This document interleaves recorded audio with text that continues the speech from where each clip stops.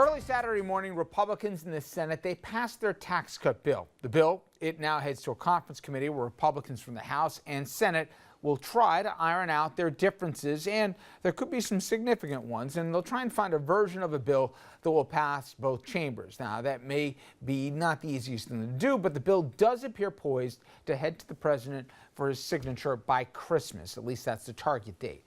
And while the bill may be a stocking stuffer for many, for the vast majority of Americans, it will feel potentially or long-term like a lump of coal, with the biggest pain lurking just around the corner. Andrew's joining us now with the winners, losers, and the massive cuts to come. And Rich will run through a bunch of these impacts, but we're also starting to get a sense of what some Republicans are actually thinking as their rationale for passing this bill, that the tax cut will eat into the budget so badly, Congress will have no choice but to starve the beast, which for them is the safety net, which may also explain why this bill isn't just bad, it was handled badly as well. Let's start with the process. The 493-page bill came together in days, with some handwritten amendments being added in the final hours before a vote. There were no public hearings on the bill, and only the most partisan committee hearings. Drafts were reviewed by lobbyists before many senators got a chance to review what was in it. That's not exactly what's known as regular order in the Senate. Regular order, by the way, was one of the things that Senator John McCain railed against in that much heralded speech on the Senate floor after he returned from brain surgery and cast the vote that blocked the health care bill. Didn't seem to matter that much this time. Despite the lack of regular order, McCain voted yes on the tax bill. Now, I mentioned the handwritten amendments to the tax bill, and that wasn't a metaphor. Here's one page of the bill with the amendment added by hand in the margin. Have any idea what that says? Well, here's another look, a close-up of just the handwritten amendment. This was first distributed to Senate Democrats just 3 hours before the vote, with portions cut off as the bill was copied. I've looked at this all day. I still can't make heads or tails of it. And as we mentioned on this program every night before the vote, there are clear winners and losers. The winners include corporations and top-end earners. The losers include everyone else. But here are some examples to help summarize. So these are the folks who get the perks. And, here's who gets the pain. We'll start with that one. The 13 million people who will lose health insurance, and for the rest of us, expect premiums to shoot up by 10% or so.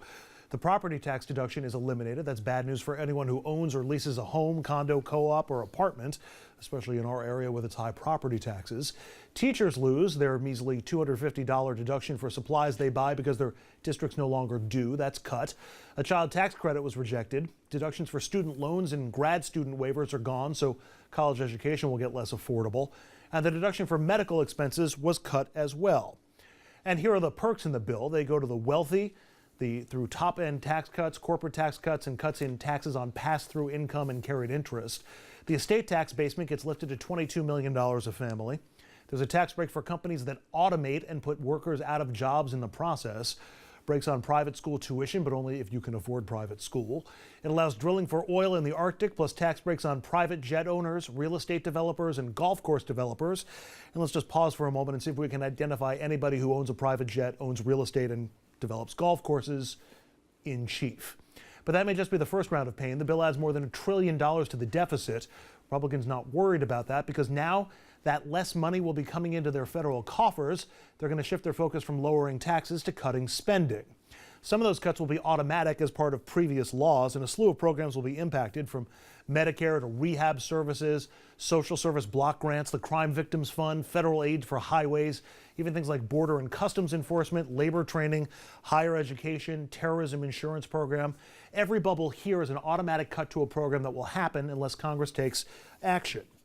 But all Republicans in Congress are talking about now are more cuts, especially to Medicare, Medicaid, and Social Security. That's the social safety net. Marco Rubio said as much directly, quote, "You have to bring spending under control and not discretionary spending. That isn't the driver of our debt," he said. The driver of our debt is the structure of Social Security and Medicare for future beneficiaries. What's more, the real motivation for some Republicans is beginning to show. They view the safety net as giveaways to lazy, shiftless moochers who are just gaming the system. Iowa's Chuck Grassley was recently asked about his take on one tax cut, the estate tax. His response: "I think not having the estate tax recognizes that people that are investing, as opposed to those that are just spending every darn penny they have, whether it's on booze or women or movies," as though alcohol, women, and movies are all that's keeping some Americans from being worth $22 million and being eligible for the estate tax. Finally, the most blatant example we could find of using the tax cut to justify cutting key services. And that example is the CHIP program. CHIP stands for Children's Health Insurance Program. It covers 9 million low-income children and pregnant women, the people a safety net should help first. Authorization for this program expired on September 30th, and Republicans are now balking at reauthorizing and funding it. Why? Well, it's bad politics to say you're against pregnant women and children, so here's the new argument against it, courtesy of Utah Republican Orrin Hatch on the floor of the Senate. The reason CHIP's having trouble is because we don't have any money anymore. And to just add more and more spending and more spending, and you can look at the rest of the bill for the more and more spending. So, Rich, first, they make sure that they don't have enough money in the coffers, and then they say, well, we don't have enough money, we have to make all these cuts, and that's what's coming next. And I don't think what Andrew said is remotely being cynical. I think it's laid bare here, and I also think some of the words you just heard there echo it as much. Let's bring in our panel along with Andrew. We got Jeannie Zaino, professor of political science at Iona College, also senior advisor at the consulting firm Applied Techonomics, Dominic Carter, political journalist and author, and Andrew Whitman, who you already met. Okay, I'm usually more wrong than right on these things, Jeannie, but I've seen how the polling is, that 30% of the country roughly thinks they like this bill. And we care that it was passed in the dead of night. Both parties do it to each other. This isn't the first time a party's done this. Maybe it's really blatant this time, and it was the guys who complained about how health care got passed. That said, that's inside baseball. But I think I can make the commercial without a lot of work to say, okay, they can find the money for these people for these things, but they can't find the money for your health care, for your kids' health, and for the teacher going in her own pocket to pay for school supplies when the school can't afford to do it herself. But they'll give him the private jet. It's not hyperbole, it's not exaggeration, that's where it is. Why isn't the 99% who aren't doing as good as the 1% or the half of 1% in this thing, why isn't that a political issue between now and next November? I think it's going to be, but I think we won't see that happen until this gets passed and signed and people start to feel it in the pocketbook. And they will, for all the reasons that Andrew just mentioned.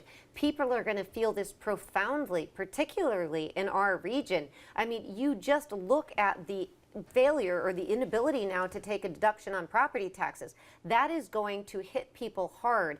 In my case, for instance, students, graduate students, undergraduate students, those are real deep cuts. And so I think we are going to see that resonate, but we won't see it, unfortunately, until it's too late. And that's going to be when this thing is signed and passed. And then perhaps it hits Republicans in 2018 or 2020. But again, for the moment right now, they're going to push this thing through. No question it's passed and signed, but the impact will be felt down the road. And let's not forget what the CBO says, $1.4 trillion. And Andrew mentioned this at the top. How is that a Republican tax bill? And so, you know, I think the Republicans are going to be hit from left and right on this thing eventually, but it's going to take time. And they're willing right now to gamble in the short term. They need a win. They're going to take this, and they think they're going to just address it and pay for it later.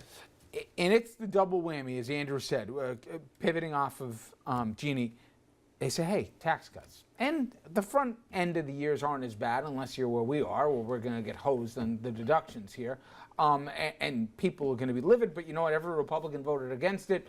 I think they're going to have a hard time next November. But they made a calculation, Dom, which is, listen, we're going to hold our nose. We're going to pass this thing.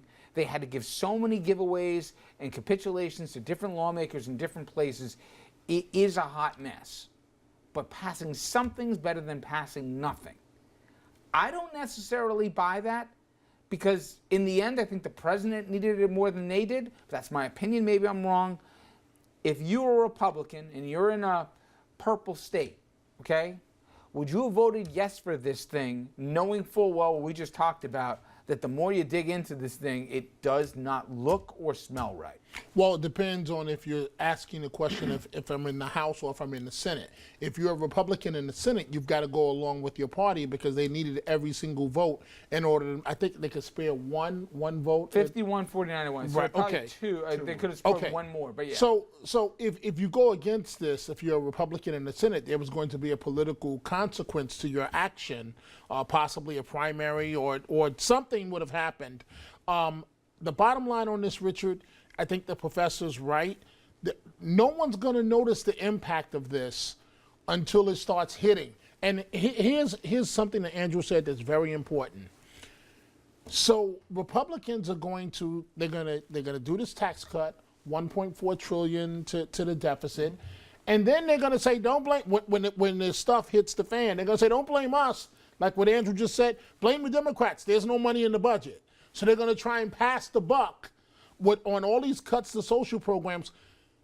This is just stupid. Why would you cut the CHIP program? Why would you do that? Well, and to me, Andrew, I respect Orrin Hatch, okay? I mean, I agree with all his politics, but to stand on the floor of the U.S. Senate and to say we don't have the money for this, when you, in the same week, turned around and added, by the CBO, by every joint congressional or budgetary independent arbiter saying you're going to add between $1 and $1.4 trillion to the debt.